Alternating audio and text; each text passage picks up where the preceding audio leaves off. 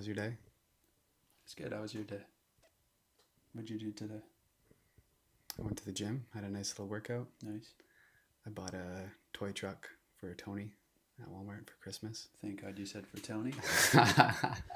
I've been needing a new toy truck. You've been needing a new toy truck. Yeah. Nothing like grabbing one of those after the gym, you know? Come home and just decompress with a couple laps around the house.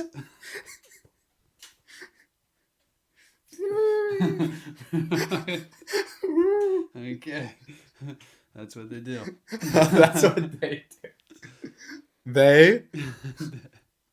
Sorry, they are people too. Yeah, did you get a toy truck or no? I went to the gym. I skipped out on the toy truck. I went to put winter tires on my car. Oh, the actual, like the big boy. On the big boy truck. The big boy truck. But they were too backed up today, so I'm gonna go in the morning. Where do you get your tires changed? The tire change spot. The one in the corner. I don't remember what it's called. Is it in town? Yeah. Yeah, that'd be absurd for me to go out of town, eh? Mm. I'm kidding. I don't remember what it's called.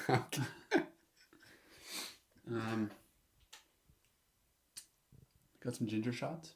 Picked up some apples. Got to take care of the body. You said you weren't eating much today. What's up with that? I don't know. Because usually when people start exercising, work out more, they get hungrier. But yeah, no, I think it was just like the muscle. Muscle what? Took up my whole body from those two workouts. The muscle's just taking over my body, so there's no room for food. There's just only room for muscle. Your stomach's just turning into a muscle. I'm just all pack. I'm just one big pack now. Lifted a couple weights. I'm just one big pack, and now I'm on a health grind. Yeah, I can't eat that, guys. I can't eat that. I got 4 ginger shots today. Okay, that's it.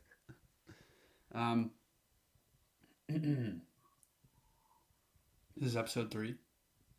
Episode 3 of the podcast. You saw the clips from the first episode, which by this point people would have already seen them, but it's kind of cool. I liked them. Yeah. Really good. Do you feel like you represented yourself well in that first showing? I think so. There's always room for improvement, but I'm hoping the audience likes it, likes what we have to say. Hopefully they find us, or at least you, funny, because I'm not that funny. It's kind of, well, yeah. But, yeah, no, I think it was good. This one, we'll be touching a bit more on set experience. Yeah, that's a good idea. I think so, too. You want to touch on it? I mean, we can grab it. We can fully grab it if you want, but yeah, or at least poke it. Yeah. We should poke it before we touch it and grab it. Yeah. Okay. Yeah. Yeah. Yeah. I think you're right. Before I came over here, I was watching a funny story. It was Bert Kreischer and Dax Shepard. Yeah. And they were out to dinner, and Dax was saying that he likes going to this dinner spot. It's a nice dinner spot, but he likes going there because they have a salad bar. And he said, so he wore a t-shirt. I guess it's a fancier place, like more dress up. He wore a t-shirt, and he was with Kristen Bell. Right. And so he went up to the thing and to the salad bar and was making a salad. And when he was going back to sit down, his buddy was like, hey, this guy over here at the table next to us freaking out to the manager and stuff. He's very upset that you're wearing a t-shirt. And he didn't know what to do, and apparently Kristen Bell leaned in and she was like, buy him dinner. And he was like, that's a great idea. So he's like, when the waitress came over, he was like, hey, these guys here are good friends of ours. I'd like to pay for their meal and that. So that when the check came, they had to look over. And he had to look over at the guy in the t-shirt that just bought his dinner or whatever. And he said that. And now his wife's looking over and she knows who Kristen Bell is. And he's like, you just embarrassed us in front of Kristen Bell. And apparently he just took the side door out of the restaurant and just got out of there. But since we're talking about set experience, I wanted to start with a film that you did a while back involving a clown. Oh my God. I don't even, you saw that? Yeah. I mean, you would have saw that. What was that film called? I don't know. Was it more about mental health? Yeah. Did you play the clown? Yeah. I played the clown and I played I mean, we could do like a quick pop up, just like a quick scene, just to yeah. to get a gist of it. Yeah, we'll pop up a scene of it. So that was me playing the clown and the other person. What was that like? Because it was pretty crazy when you showed me. Yeah, it was quite strange. It was a Facebook casting. It was like a student film. Mm-hmm. I reached out. They sent me the sides, and they asked for like a similar like freak out in the audition Mm-hmm. because where I live, I didn't want to like freak. So it was just like I was screaming, but I was like doing the fake screaming, you know, like and like freak and like, so it was a super weird like audition experience. And then I was just like, what was the set like? Was it it was like, remember that like experience I put you through where the production quality was like at a 0, but like what I was asking was like a 10. It was kind of like that, where they're shooting with like one camera and a boom, and it's like very like guerrilla, and I'm just kind of like I'm just kind of going nuts hoping that they make it look cool. Yeah, it's hard with a lot of those student films, like starting out and stuff, where they have this like huge idea. The vision is huge with this character. The vision is huge, but the production is just not there. Yeah. But they're like, we want you to show up and be Daniel Day-Lewis. Like, we want you to like freak out, but it's like whatever they're capturing it on, it's probably not going to be enough. Yeah. Oh, dude. So, now that even if you give a great performance, like chances are it's not going to look that great, which impacts your acting. You know, like it kind of sucks. Yeah, I believe I played a clown, and I think I played another person, or maybe just a clown. But yeah, it was tough because it was like freak out, scream at the top of your lungs, like bash the car, and then we have to like film it 20 more times from different angles. And the person I was acting with too was his first time acting, and I remember like, not to like try to toot my own horn, but I made him cry at one point because I was just kind of going nuts, and like I guess I caught him off guard with something. Yeah. I was just like, this is wild. Like it was just a wild experience. And then my voice was shot, and then I mean, like while I was doing it, I think I was really hoping that it would be something cool, but then immediately after, the logistics of it was tough to like even get a cut of it. Yeah. And then getting a cut and being like, you know, like kind of watching it. I don't think it was bad. It was just, yeah. But even though the production wasn't like all there, did you still like feel like you did your job? Like you felt like you did a good job? I thought you did great. Like, did you feel like you did good? Like, thank you. In your role? Yeah. I think I did as good as I could have. I don't like, I didn't hold anything back. So as far as like my acting capability could take me, I'm trying to even remember this was like over a year ago at this point I did this. Yeah, over a year ago. I'm trying to go back there to remember what it was like doing it, and it's been a minute since I've acted like that. So because at that level they can only make you look so good. Yeah. But yeah, you know what, actually funny you brought that up. I saw another I was in the gym today, and I got a Facebook notification for the one of the actors groups, and it was like a similar casting call to that, like where they're requesting like crazy scenes, and like you have to be able to do like X, Y, and Z. Like pretty much it's a student film, and they want you to do like all the crazy stuff. And for some reason I was drawn to it again. So like I don't have any really updated headshots or demo footage. So you sent the picture of the clown footage. You're like, I played this role before, don't worry about it. I got this. I just sent her like a picture. I think one was like a picture of me, and just like recent pictures of me, because I don't have any updated headshots. So I was just like, yeah, let me know. For some reason I'm just interested in, I don't know, it's interesting to me. But that night ended really, we shot it in like a really condensed parking garage. So going down into the garage, it was fine. The car parked fine. It was tight. But then coming out, there was an in and an out. And I think I went out through the in, and the bend to exit the garage was extremely tight. And I'm not exaggerating. The car got like caught in the concrete, and we were out there for like an hour trying to do like 1,000-point turns, and it got to the point where like the concrete, like the car was actually stuck in the. Not your car. No, my car. Yeah, like when I was leaving, and I was driving home, the guy who I just made cry, first time meeting him. He's crying again. He's not crying. And you're in just full clown makeup, and he's like, this is my nightmare, bro. He's like, this guy's doing a 24 turn. He's freaking out again, full clown makeup. He's crying next to you. He's like, this movie just doesn't end. No, it was brutal. I'm not exaggerating. It was at least an hour I was stuck here. I had to like call the people to like come because we were shooting like in their basement, like there's their apartment. So they came down and we ended up like shimmying like a winter jacket in between the car and the concrete. And the car did dent a bit, but yeah, I got the car. I was like, why is the car stuck right now? And we were just, I was like, what a night. And I drove this guy home, and I think they provided like some chicken sandwiches, which was kind of nice. Good, yeah. Stop Buddy Shake. He was probably like freaking out. He's a great guy. No, he's a very nice guy. If he's watching this, you're a great guy. I think I'm not gonna type the name, but last time those parking garages are crazy. Last time I was in Toronto, I parked in one, and I was on my way out, and my ticket wasn't working. Mm-hmm. So I was like, what do I do? Mm-hmm. So I like pressed the button, called the guy. He's like, try it again. So I tried it again, and then he goes, oh, gate's broken. He goes, hold tight. So I'm like, all right, gate's broken, like no problem. He'll come figure this out. You know what I mean? Mm-hmm. I'm thinking he's just like in the lobby. Mm-hmm. Like 5-10 minutes pass. I call him again. I'm like, hey man, like I gotta get going. And he goes, the gate's broken. He's like, someone should be by in a couple hours. I was like, what do you mean a couple hours? Good thing I brought a bottle of water. Yeah. I was like, gate's broken, no one's here. Like, you just can't get out. Like, what if you have work or something? Jesus. I remember I was in a parking garage with Ryan, and we were going to leave. And the parking rate was like really outrageous that day. So we were like, I don't want to pay. So we had an idea to try something. So I had like an Osmo's gift card or whatever. Mm-hmm. So I think they have cameras that like watch you pay, and this might be incriminating, but it can't be that bad.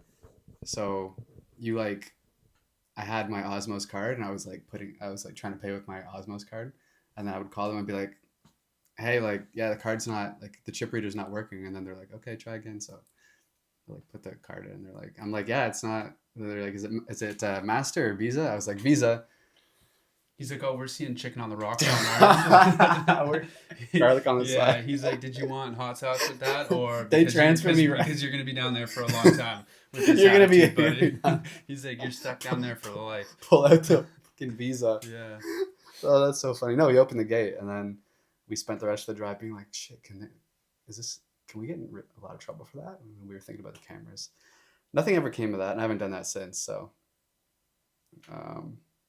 and I'm not condoning actually people to try use their Osmo. Use their Osmo. Yeah. It doesn't work with McDonald's or Tim's or Subway. Trust me. That's where they get you. The night before, you got to order the chicken on the rocks, and you go to the parking garage. Yeah. It's a whole process. That's the hack. It's not worth it. You're better up just to buy a ticket. Have you done a crazy character like that? Like a crazy, unhinged? I mean, I think I know you have. I don't know. I wouldn't classify the character in El Omen. No, maybe I'm just thinking of his room again, which should just get wiped off. Yeah, I don't think I've played anything crazy. Because your character was like almost like Joker-like. Mm-hmm. I played a character in a film with York University where I was a serial killer, and I had that in my mind where I was like prepping to play the Joker. Like I thought that's the way that I saw the character. I saw him very dark and creepy, because basically like he wasn't even a serial killer. He would get off on the fact that someone killed someone. He just liked when other people killed people. So like this girl shows up in the auto body shop, and she had hit someone, and I'm basically just trying to get a confession out of her, because I know that she says she hit a deer, but I know it wasn't a deer.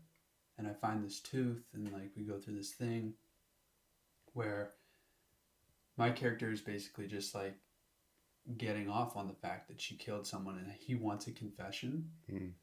He does, but it makes it seem like in the film that he wants something to do with her, but he doesn't. He just wants the confession because that's what he likes. And it was like very creepy in a way. And when I was prepping for the film, I thought my character needed to be very like eccentric and very like upbeat and outgoing, kind of like the Joker. Like that's how I saw it. And maybe not even like upbeat and outgoing, but more like mentally unstable. Where when I showed up, the director was like, "No, we want this guy to be like Dahmer. Like we want him to be like very monotone, very like dark stares." I remember you telling me about that, and you were kind of frustrated with the fact that you couldn't do what you had wanted to Mm. do and intended to do. Yeah, it is. It definitely is frustrating because it's just like it's a lack of prep coming from production where it's like usually they give you an outline and they give you kind of where they want to go with it. But if you give me the creative freedom to create a character and I see it a certain way, like I know you're there to do the job to match the director's vision, but I didn't really have that. So I came up with this whole thing for weeks, Mm-hmm. and then to get on set, and he was kind of like, "No, we're not going to do that." And some directors, like he did, was like, "We'll do one of yours, one of mine," and we did that for the first like couple shots and stuff, and then he was just like, "No, we're just going to do mine." And I Yeah, was like, "Okay, like fair enough. yeah. This is your film." So everybody was great. Like the people were great. I still really enjoyed being there and stuff. That was on film, right? And Was that one of the ones that was on film? no, this one wasn't on film, but it was like. But once the project's done, it's like I'm not as proud of it because like I thought something else, you know, and it's a chance to show your acting more in Mm-hmm. a character that I built than like the monotone character where like I guess it can still come across, but it just didn't match kind of like what I wanted to do. So I didn't take like a big pride in that film. I just kind of was like, it was fun, you know, we did it and that was it. Do you find a lot of the projects you've done, the writers or directors don't take like big enough swings with the characters? Like you don't have enough to chew on, or do you feel like you get enough? Because I just remember conversations in the past, like you not having, I believe you not feeling like you have everything you want out of the character, or is that wrong? Do I? Because there's definitely a few times where I think you wanted more than what you got, but I think it's all just like the learning process. Like we talked about in the last episode, the writing. Like a lot of the student productions just don't have the writing there. mm, So, and a lot of them don't really want you to be off book as much, but I think it's just learning that sometimes you gotta compromise and you gotta go off book and you gotta switch some beats up to match your character a bit more to make it more believable and more real and stuff like that. Because if not, it's when you have a bad script, it's hard to not be robotic, mm-hmm, or it's hard for it to make sense, you mm-hmm. know? So I think that's a struggle for sure. What was the first film you did? Was it Poster Child Yeah, in 2021? yeah. I feel like I'm surprised you know that for some reason. I know everything. Like the name of it too. I'm your best friend. Wow, you did some background research, Sorry, Mark. huh? Sorry, you're not sorry. um, yeah, I always do my research. That's Poster good. Child in 2021. That was your first film. Yeah, big debut. What was your what was your experience like on that set? Or what was your experience like as your first film? You know what I mean? I touched on mine a bit in the last episode. Mm-hmm. But what like did it exceed your expectations? Like did you just learn a lot and try and fit in or I remember. I mean, I was gonna say the saying "ignorance is bliss," but I don't know that applies here. We met up beforehand at the location we are gonna shoot at the director's apartment. Me, the other actress, and the director, mm-hmm. and we were talking about where this, how this film could shape out, and where this film could go as far as festivals. And we were all really optimistic. It was with the Toronto Film School, so yeah, we were like, oh, this thing's gonna do great. We're gonna crush it, and it's gonna go here, here, here. This is like before really knowing like how things worked, how Mm-hmm. difficult it is to get things into festivals, um, and kind of being a novice, I was like, yeah, like I want to meet everyone, build chemistry, and yada yada. Which I don't think is a horrible idea, but anyways, I think I previously also touched on having some anxieties Yeah. around acting, like especially starting out. So that was something I was trying to wrap my head around, like to disassociate almost my like personal feelings of the situation from the like the work Mm-hmm. itself, which was kind of, I don't know if that's super advisable. Maybe it's beneficial to have in certain situations. I don't know, but I know we get there and it's like the tiniest department and there's like 20 people in there because with these student projects they fill like every single role, so everyone has something to do. Even if it's the most mundane thing, it's just like you're there to like hold the door. Yeah, you're the door holder, and but in a small apartment you take up so much space, so you go in there and there's like no, like I'm just shoulder to shoulder trying to keep it together. Like, I've done this before, I know what I'm doing. And because they're with the school, they have like all the big equipment, like they have the body rig and like they got the big camera, like the RE camera. So I'm like, I gotta like look like I know what I'm doing here. And yeah, I mean, the shoot itself was it was cool. I mean, it wasn't good. It wasn't good. It's your first project. I remember one of the first takes we did. It was like kind of a free flowing shot. It was like a wide of me like pouring myself a bunch of drinks, mixing them around. I just got off like an exciting phone call. How was it? The shot, I was just like, I was kind of nervous. So I was like spilling the drinks on the table like unintentionally, and stirring with my finger, drinking them, and getting up and dancing around. And I was just trying so hard to that point, my like notion of, or like what I believed acting should be was like I really didn't want to feel like I was acting. I just wanted to feel like free. But I let myself get between the nerves and just trying to like pretend people weren't there. It was just kind of chaotic. And then, seeing the final product, like they had to do a lot in post to like even make it a thing. Like they added like a whole narration piece just because it like a cut to like a narrator, just because it didn't really make much sense. They got your fingers stirring. Yeah. It didn't make much sense. But for like a first go, I think that's a good way to tackle it though. Like, I think there's two important things that like I've learned, and like what you just touched on, especially like when you're starting out or your first projects, is like going in like you've been there before. It is important to like take it, any job, professionally. You know what I mean? Like you want to make it seem like you've done this before, or like you know what you're doing. But at the same point, it's also important to get those nerves out of the way and be free. And I heard Joaquin Phoenix talk about this. What he likes to do a lot of the time on set is embarrass himself on purpose in a take so that he can get it out of the way, because then he can feel comfortable and free. Because if he just in Joker,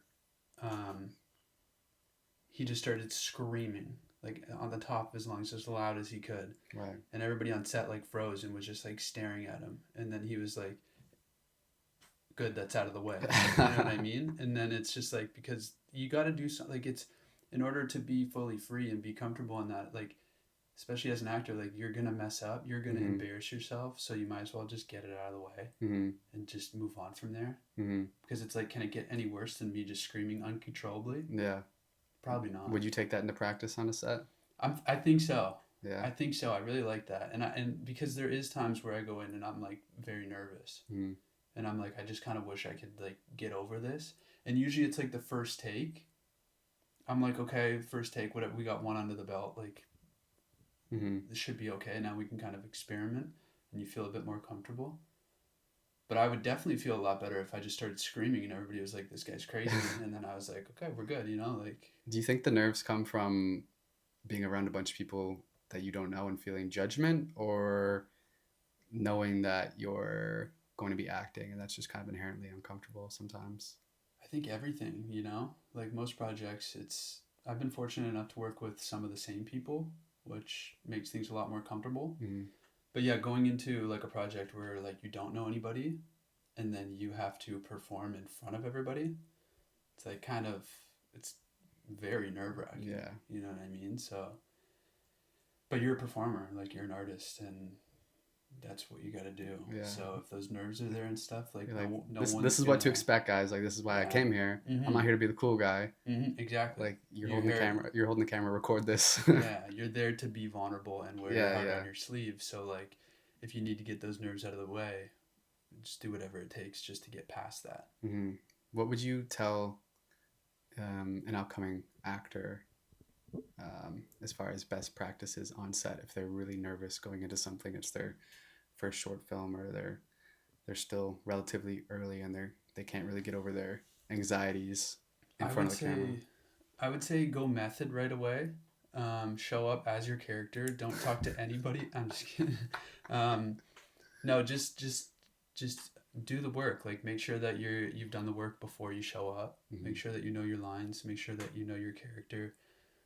You know the shot list. You know what's happening that day. They go in and if you need time before the scenes to kind of go over your material and like be comfortable and stuff on your own, I think it's important. What I like to do is I like to go in and, especially if it's a new set or something, meet everybody, like every single person, like make sure that I say hi so that I've established that and kind of they can kind of see who I am as a person, and then I can go off and take the time to get into character. Mm-hmm. And because I think that's important is not just showing up like a wreck. If it's like a sad movie or like a horror film, like you don't want to just show up crazy. Yeah, So because just establishing like your relationship with everybody there on set, and then going into whatever you need to do to prep there before your scene, mm, and then after and stuff, like, I always just like to make sure everything's all good and get back to it for the next scene. mm, Just stay prepared at all times. that makes sense to me too, because you're spending more time off camera with the cast and crew than you are in Mm-hmm. front of the camera. So to like establish those relationships and meet the cinematographer who's going to be like right in front of you the whole time with the camera, Mm-hmm. and develop some sort of rapport with everyone. So when you're inevitably not in front of the camera because you're waiting for the lighting or for whatever, you're comfortable and you're relaxed, so you can go into Uh-huh. the camera relaxed. And if it's a heavy day and stuff, and like you are nervous or like you have a lot on your plate to perform that day, you can take the whole day to stay in it and stay being prepared because you'd said hi to everybody in the morning. Mm-hmm. You know what I mean? You don't, after the take, you don't have to be like, well, now I got to make sure everybody else is all good again. Mm-hmm. Like, no, you can do your thing for the day. Mm-hmm. But I think it's important to establish that at the beginning of each day. Do you have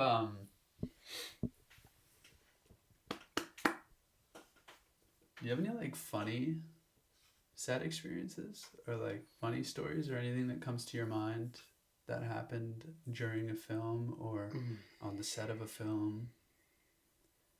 Like like was I did I do anything? The first thing that comes to mind, I did a short film where, funny enough, I was playing a psychopath. So I was commandeering this person's home, pretending to be a friend, really a foe. Anyways, there's a scene where I'm preparing breakfast in the morning before this guy even wakes up. I'm crashing his house, but I've already helped myself to the eggs and Mm. the diced tomatoes and everything. So he comes down and I'm preparing breakfast. This is also the most blocking I've ever done in a shoot. So because when you run lines and you do things like you're not practicing the actual like blocking, because that's kind of complicated too when you're starting out, like remembering like where to touch things and like what to say when you touch that thing. Mm-hmm. So we have these eggs going, but because we're doing so many takes of it, the like I transferred the eggs from the frying pan to his plate, and every time they went to his plate, they were just more and more messed up. But he had to like keep eating them for some takes. So it just got like I found it very funny for some reason because he was just Yeah. eating these mangled eggs and they're supposed to look pretty. So they say cut. We put the eggs back on my frying pan. I pretend to cook them and I'd end up like messing them. Same egg. Same egg, yeah. So Oh, we I had thought it this was like like a new egg every time. no, we weren't making a new. So it was like this one egg that went through like 12 takes and just got mangled, and he had to sit there and like pretend to eat it. So I thought every time they yelled cut, it was so funny because he'd give me the egg back and it'd be all messed up, and he'd have to like keep eating it. Jeez. Yeah, it was funny. That's brutal. That's like on Wolf of Wall Street, Jonah Hill and Leonardo DiCaprio. Jonah Hill told a story where um, at the end of the scene when they're eating the sushi, he says, you can have the last piece of yellowtail. That was his line, and Leo says thank you and like eats it, and I guess Jonah kept like messing it up on purpose so that Leo had to keep eating the yellowtail. And he said that they did like 49 or 50 takes or something like that. And he said that Leo was like puking in a bucket after they were done with that scene. Because he kept just like, he was like, I don't know if he was doing it on purpose or if he just like actually did keep messing up, but like, yeah. Sushi's tough, man. That's brutal. Like, and I've worked on like commercials like Swiss Chalet where they make you eat like, they have like food artists that come in and like prepare the food, and like half the plate is like painted chicken. Like it's actually not, yeah, like it is real, but it's like prepared to look so nice, and it's usually not hot or like. Is it edible after they paint it? Some parts. So like they'll cut the chicken so like the camera doesn't see it. They'll put like pieces of chicken behind it, like already cut up pieces. So like if you're eating it, you have to eat that piece. Oh. And it's like, but it's like cold and gross, and like so are the fries, and they're like just eat it, and like you have to pretend like it's the best thing you've ever eaten. But then like after the take, you're spitting it in a bucket. Oh, because you had to spit in a bucket? Yeah, it's gross. I'm not eating that. It's a cold fries, a cold chicken. Was this one of those like the hand commercials you did, or was this one of like the full? Have you done a hand commercial? I've done it. Yeah. Was it a food one too? Yeah, Keg. Like first ones I did, because the Keg does all their like commercials through like collage photos. So the first one was more like hand shots and stuff like that. How do you get casted for your hand shots? Yeah. So just a my agent was like quick front and back and front. My agent just said, send me a picture of those mitts front and back. Both left and right. Both of them together. Yeah. Oh, so someone had to take the picture. Well, it'd be weird if they. Yeah, because you're not taking unless you got your feet going up. I was like holding at my teeth. I was like, hey, the timer on. Cheese. To flash. Yeah. What do you do on set when it's just your hands? Like, how do you? There's obviously no preparation. They pay for you to get a manicure. Really? Yeah. And let me tell you about that. Tell me. Manicures are wild. I was like, the last one I did with the Keg was actually full body, but they were like, we need you to get a manicure. Like, bring the receipt, we'll pay for it. I was like, okay, cool. So I book one in town, and I show up, and I'm the only dude, and I feel so out of place because I'm like, have you done one before? I haven't, and I was like, I could easily just clean these puppies up at home, but I was like, you're taking advantage. Yeah, but I was like, they want me to get this done, and apparently it feels great. I can get the money back, whatever. Like, I'll do it. So I come in, and the guy's like, I'm sitting in the waiting chair. The guy's like, come sit over here or whatever, in the like massage chair, like where you put your feet in that. And I was like, I just need the hands, man, like just the hands. And he's like, no. He's like, you can wait in the chair, and puts it on massage. So I was like, okay, this is all right. Like, I'm getting a free massage out of this while I'm waiting. And then they call me up to the table, and I go there, and I'm sitting there, and I'm just like doing the thing with the nails and stuff, and I'm very uncomfortable because it's just a row of ladies, and I'm like just keeping to myself, like I'm just like, stare straight, you'll be out of here in a second, you know, like they're gonna pay for this, don't worry about it. So I get that done. I didn't know these tables were so like movable. She's like, you're done, basically, like starts slapping it around, probably hit me in the face, was like, get out of here. I was like, okay, I'm done. Around. So I go to stand up, and I'm pushing off the table, and I almost push the entire desk over. And to make it even worse, I turn around, and I'm too tall for nail places, I guess, because I smoked my head off the light. And now everybody's looking at me. And I'm like, the only thing I got going right now is I got good nails. But I was like, I gotta get the fuck out of here. That's jokes. How much was it? $30. Oh, okay. Yeah. And then you get to set with these new dogs, and what do you do? Nothing. Is it just a lot of sit around? Yeah, it's a lot of sitting around. They just call you in for some photos and stuff, and they're like the last one I did was like the holiday party for the holiday menu. So they did like set up all these drinks and like lobster and steak dishes and stuff. They got the fireplace and the lights, and they'll put you in like some nice costume, nice dress shirts and that, and pretend like you're cheersing and mingling around the table, and they just kind of walk around and snap some photos and send them off to the keg. It's a production company that obviously does it and then sends it to the keg. So they're hired from the keg, and then they just pick out all the best takes from all the scenarios that they have. So they'll have like couples at dinner, like holiday party, summer drinks, like all that kind of stuff, and then they'll prepare it and get you there and just start shooting. Are there people that you're working with there that are just talking about their further film and television aspirations, or are there people that are like, this is what they do, like full time kind of thing? Like they run these print ads, they run these commercials, and like they're good with that? Or is everyone kind of like talking about what they want to like leapfrog to, or that sort of thing? On the production side? No, like the people you're, well, yes, I suppose the production side as well, but I meant more so like the people that you're taking these pictures with, like your fellow models, I'd say. Yeah, it's like half and half. Like the last one that I worked with was like a lot of like the same people that I'll see sometimes, like from my agency on commercials, because usually like a production company will stick with an agency and they'll be like, we'll take, like, we need, like, this is the scenario, these are the scenarios, we need people to match these. Or they'll go through and they'll just kind of pick them out and be like, is he available, is she available, like we'll use them kind of, and they'll like match them together right from the agency site. So a lot of them, like a lot of the people are like, yeah, they want to further their acting careers and stuff too, but a lot of them are also like, on the last one specifically, were like models. So they were like, they're more doing like print and modeling type stuff, and had like no acting experience. But just what they do. Yeah, I mean you don't need acting experience to do a photo shoot. Like it's nothing crazy. You just gotta be natural.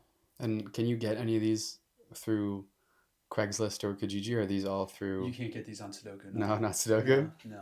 No, it's all through agency. So you will very rarely see a casting call for it on any sites.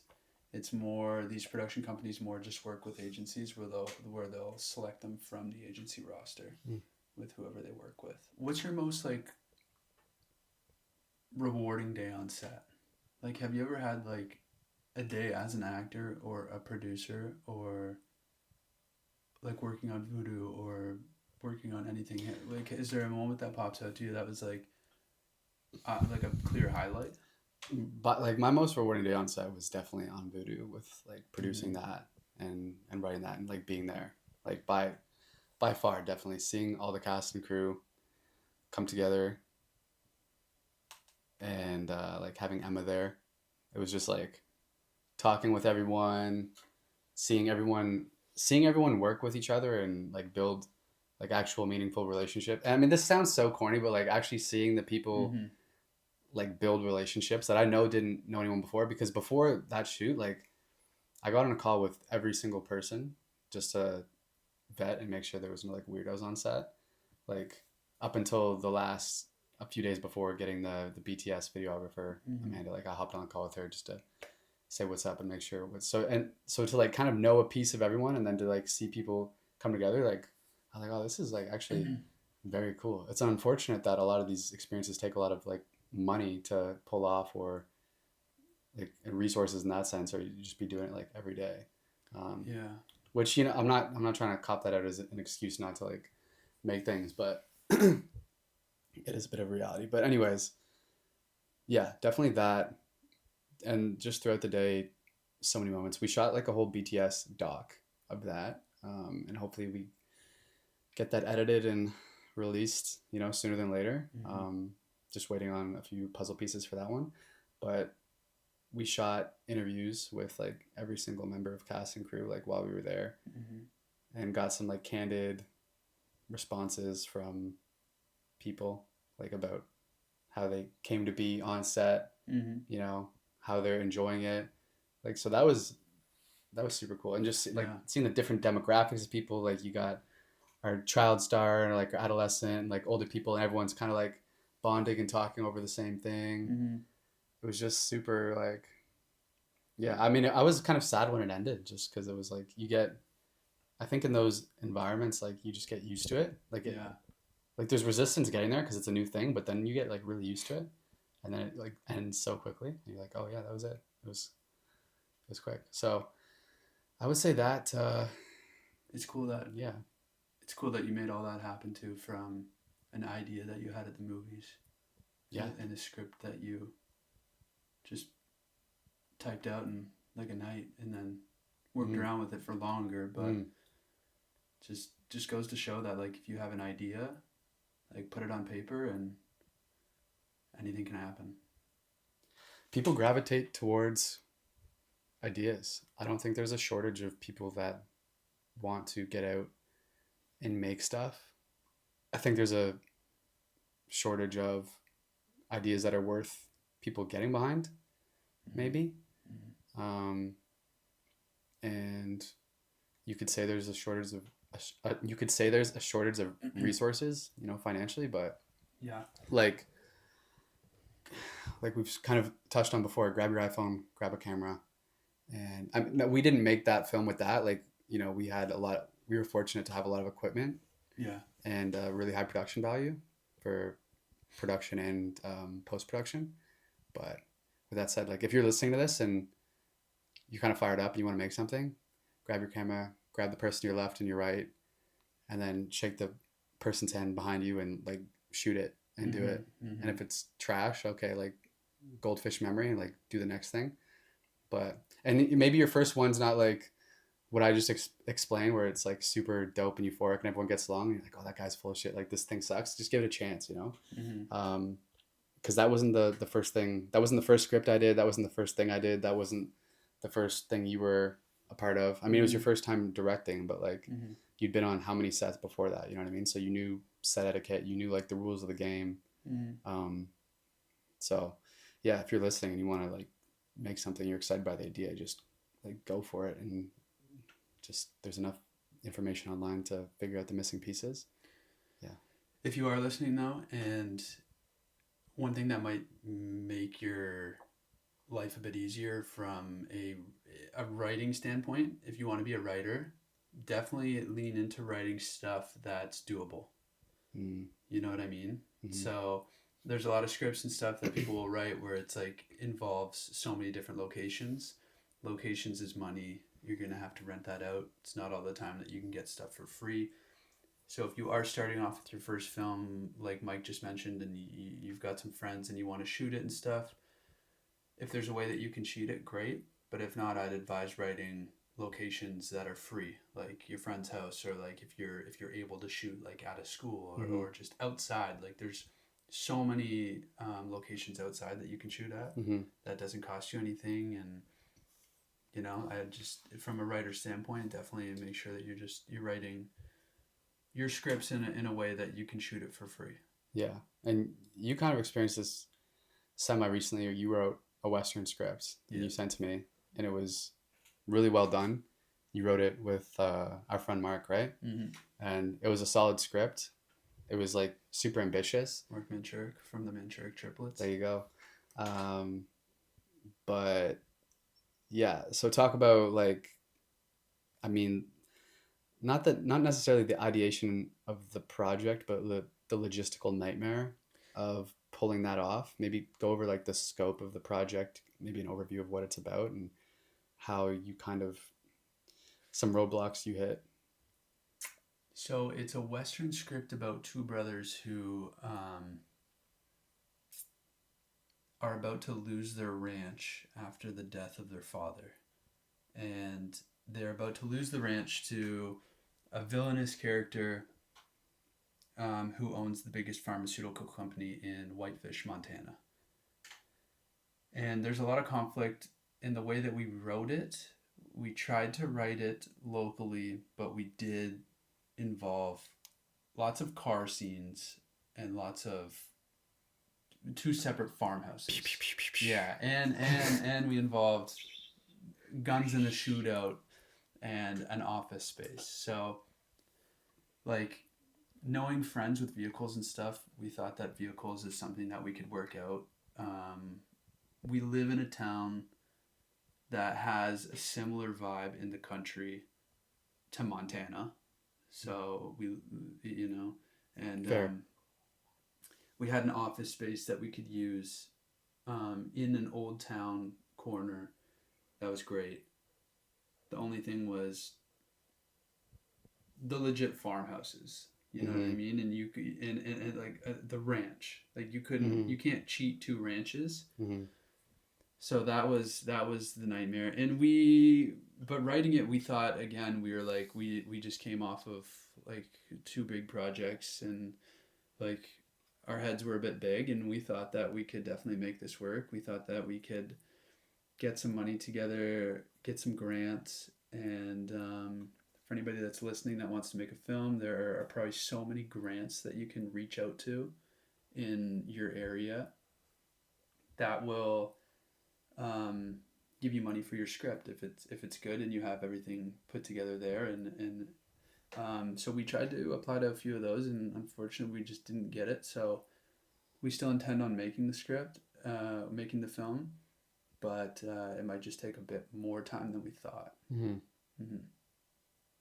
And the gun stuff would be expensive too, right? The shooting scenes? Yeah. Was that or no? No, I don't think the guns would be expensive because it's mostly like post production. Okay. You know. Yeah, so not to say you can't make stuff, but just because you put it on a page, like you got to be able to pull it off. Have you ever had a problem or a tough situation or something where like that you encountered and you had to kind of like adapt, or not really? Things are just nice and smooth over there in Mike's life. Yeah. No one talks. No one talks bad to me. No, I definitely have. I would say one issue that is fairly common, I feel like, at our stage is like what we were just talking about, the scope of scripts and how ambitious they can be might take more time than allotted for. So I've been on a few sets where, they want to bang this thing out in 2 days, but it's like 20 pages and it's quite ambitious. And, the cast and crew's looking at each other like, how are we gonna do this? But it's what the producer and director have kind of like eagerly decided on. So, I mean, one set specifically, like, it just runs super late, and there was kind of like a council meeting of like, do you guys want to run this for a third day, or do you want to stay here until the sun comes up to finish this thing? Yeah. And I mean, I voted to stay because I didn't want to come back for another day, and that's tough to ask people to come. It's tough to like ask people to stay really late, but then to like reschedule and come back for a full another day. So I mean, that's the first thing that comes to mind. I feel like that's also kind of a common thing. Like, there's never enough time on set. Like, people are always rushing. The first AD's always telling everyone they're behind schedule. Yeah. But what about you?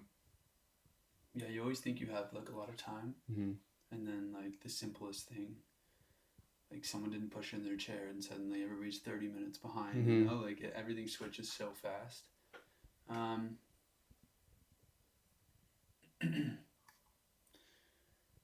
No, I don't. I do have one thing, but I don't really want to say it. Okay, we'll say it, and if we can cut it, if you don't, or just I'm just curious. I have a pet peeve of mine is, so when you're shooting a scene, usually the director will start with the wide shot, and then he'll move into everybody individually, close-ups or two-shot, whatever they need to get for coverage. A thing that I've had happen to me that's a big pet peeve of mine is when it's your close-up and someone next to you ruins the scene, where they're like I've had this situation where they're like, what's my line? Or like, did I say that right? Is this right? Is it the camera's not even in their vicinity. I'm like sitting here like trying to hold it because I'm like, well, we're gonna continue this, right? Like, and it's like, yeah, that bothers me, you know what I mean? Because like, if it's your close up, I'm gonna do whatever I can to make sure that this performance is good for you. You know what I mean? Doesn't matter what I do, I'm not on camera. Yeah. But I want to make sure that yours is good. So yeah, like, that's something that just sounds like kind of like a lack of awareness, or like a situational awareness on the, because it wasn't like out of malice or like ill intent, right? It definitely wasn't on purpose, but just a bit of like ignorance towards like how that's said. flows. It throws you off, yeah. But yeah, that would be So like funny. the back of the crew and cameras to this person like reading behind them. Yeah, They're like, yeah. was my line okay? It's like, Was my line okay? It's like, I didn't realize you were there until you. Yeah.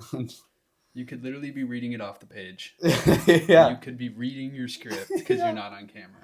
Yeah. That's funny. But, I wanted to ask you about your music video shoot that you did semi recently. Okay. Because that was pretty dope.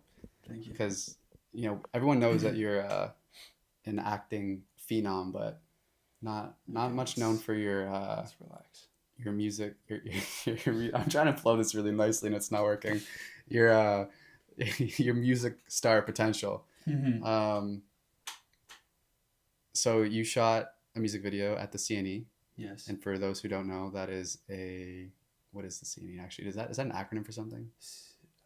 I don't know what it is, but it's like it's a big ass fair that goes on in Toronto. It's a big fair festival that happens, in Toronto every year. So this indie rock band reached out to you, right? Mm-hmm. Is that right, indie rock? Yeah. Okay, I just didn't want to say all the wrong things. You're like, dude, this is country. Indie rock, this reggae band. There was a reggae band reached out to you. They asked you to audition. I remember, you came over here. I took a bunch of pictures of you, clothed. Yeah. And some wardrobe. Some wardrobe. And like vibe. Wardrobe and vibe, yeah. And then you did this thing, and I mean, I'm gonna start at the end really quick, but I saw the final product, and it was really dope, and you did good. And appreciate it. It kind of like flashed me back to like when you were younger, and you'd watch like music video, like rock music videos, online, and see like the girl break up with the guy, and it's like this whole like, and you finish the video and you're kind of like heartbroken. That's kind of what it felt like. So it was super dope. But talk about the experience doing your first music video,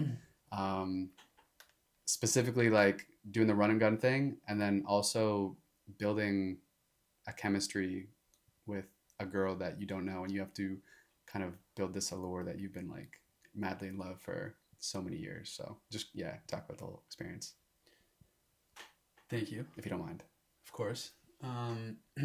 First off, I don't know, like I grew up skateboarding. I grew up watching like MTV music videos and stuff, and so music videos, and specifically like the indie like rock genre, has always like stuck out to me, and I've always enjoyed it. So it was also something that like I was seeking out. I was seeking out something like besides like film and kind of like what I was in. I was like, I'm looking into like a lot of theater now, and wanted to, it's good as an actor to like switch your lanes, like get good at everything. And that one just came at a perfect time. And I really enjoyed it. But meeting a girl for the first time on set who I'm supposed to be, have dated for a long time and broke up and gone through all these problems. It's the same thing going back to what I said previously, is just like getting there and just being a good person, like introducing myself to everybody. Like I've never met any of these people before, so it's obviously good when the chemistry, like everybody vibes like right away. And that's important. But yeah, just making sure that like you just introduce yourself, you're basically just spending a day at the CNE, like all of us, we're getting to shoot this, we're getting to have a fun time. So it's pretty easy, you know what I mean? And as long as that chemistry is there to just have fun with it, then you're in a relationship, right? out. Correct. So when you meet a girl that you have to play a fake boyfriend with, is there something you do to like beforehand, before you start rolling, to try to familiarize yourself with each other? Are you using references from your actual relationship in this, as far as like how you would act in certain situations, or is it like a totally new, landscape as far as how you want to go about acting these types of like intimate situations out with? To me, it's totally new, and like that's a good point. Like obviously, like introducing yourself and like building up that like chemistry and relationship at the beginning, like going into it, like when you first meet someone, is like talking about your personal life, talking about like your relationship, and making sure that both people, her and I, are comfortable with kind of what's going on, like what the director's asking. But when it comes to the character, I don't associate it with my personal life. It is like in that kind of situation, it is a character, and I am doing what the director needs me to do for that character in these situations, but that's not a reflection of me whatsoever. I don't take it home with me. That's it. And I do that. I do that. I'm sorry. I believe you, but the way you were putting your hand up was like, you can't, like, there's no, you're not getting me with this, Mike. That's, but I believe you. It's just the hand. You're trying to get me in trouble. No, no, no. You're gonna get me in trouble here, no, Mike. no. No, but that's how I approach everything. No matter if the character, if it's romantic, if it's horror, if it's thriller, if it's comedy, whatever it is. Whenever I approach a character, I take stuff from myself that I can relate to the character and use it in that way, absolutely. But that's me playing a character, and it's a different story. It's a director's vision. So like whatever's happening and going on there is like, it's not me. You know what I mean? I try to clear that out. If you could play 3 characters in the future, what would they be? Do you want me to tell you my 3? 1, I'd love to play the Joker one day. My own version. Because I feel like that is a character that is very respected. And it's a character that like you need to 1000% dive into and deliver, because the reputation around that character is insane. So I'd love to take on that challenge one day. Second, I would love to play the lead singer of a band. Oh yes. Which band? Well, I'd love to play Anthony Kiedis. That'd be my dream role. We do a pop-up of him so you could see the similarity between you two, because it's there. Nice. I'd love to play him, but I'd also just in general would love to play like a musician, because I'd love to learn everything about that, or use what I already know. And lastly, third, looking up at the wall of stars. Third, I'd probably say I would like to play a very eccentric character. Am I saying that right? Eccentric? Eccentric character created by Tim Burton in a classic Halloween film. You just sparked my... Maybe something that's already been done, or something new. Edward Scissorhands. Yeah. Yeah. How about you? I want to do voiceover for an animation really badly. That's a good one. Really badly. I love watching animated TV shows. I don't watch them a ton anymore, but also seeing behind the scenes of people in the booth and like how fun that set experience is. Like watching people in South Park or Rick and Morty do their thing. It's just like, it seems so fun. So I would love to be honest, I would love to write an animated series or an animated movie. I would love to do voiceover. Whichever one comes first, I will go in that direction, because I think that would be super dope. I never wrote it, and it might be something I will write, but I have a friend that I used to call the Wiener King, kind of as like a sexual innuendo. I'll just leave it at that. Okay. For various reasons, and I was on the phone with him one day, and it sparked this. You were on the phone with the Wiener King. I was on the phone with the Wiener King. Okay. Big deal. And I had this animated series kind of come to mind. It was a world. I don't know if it was a world of wieners, like little, like you've seen Sausage Party, right? Or like the little hot dogs. Maybe it wasn't. No, they might have just been people. But the origin story of this whole world was this protagonist, we'll call him Jeremy, is in the locker room at high school. They're getting changed in between gym class, grade 10 boys being boys, doing the towel whips, running around with their wieners out, whatever. And he's always kind of changing in the corner, shy, nerdy kid. And he really gets picked on a lot. And one day, one of the bullies kind of pantses him, and And he's got a horn. and he's like, boom, ah! Like, Jeez. and like everyone is kind of dropped back, like, and in this culture, for some reason, like, it's really important to like this is a big part of their religion. It's what they kind of like circulate on. Oh, it's bringing back, yeah, the whole world's kind of revolving around.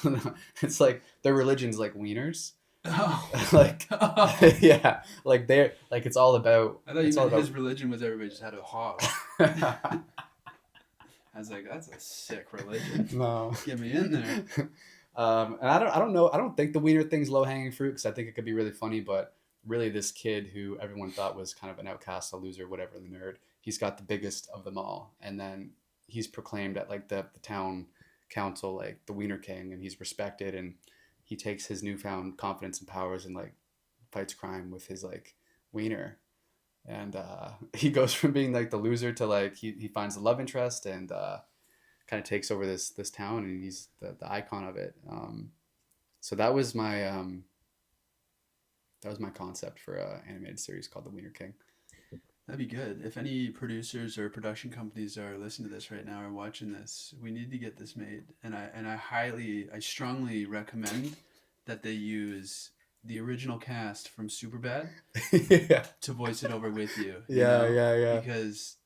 Because then we can get them saying that someone was possessed by some kind of dick devil. Yeah. And we'll go through that flip book again. Oh, that was good. Get the dicks back in town. Get the dicks back in town, baby. There's a role for you too. Me? There's a role for you, yeah. Can I just be the hog? You could be the hog. When it hits the ground, I'll just go, ah! Like I hit my head, like I've been pent up in there forever. Ow! What's everyone looking at? This guy's been wearing briefs. What's everybody looking at? Stretching my arms. Yeah, stretching. I'm the foreskin.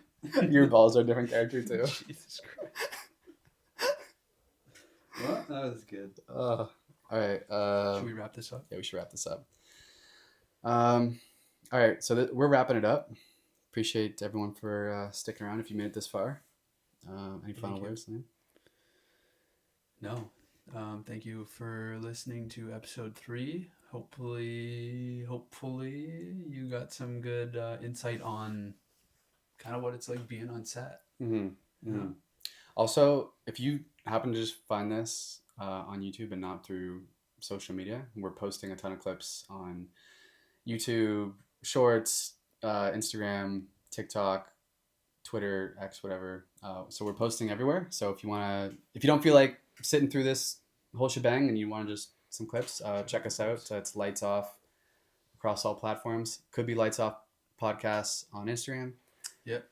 Maybe Lights Off Pictures on something, but probably not. It's just Lights Off. So look for Lights Off. You'll find the clips. And comment if you want us to make any videos about anything in the film industry or related or with acting. Like if you want to learn something or you want us to speak on something, or comment if you're in the industry, comment your experience and give us some good stories to talk about. Yeah. We'll also be having guests on sooner than later.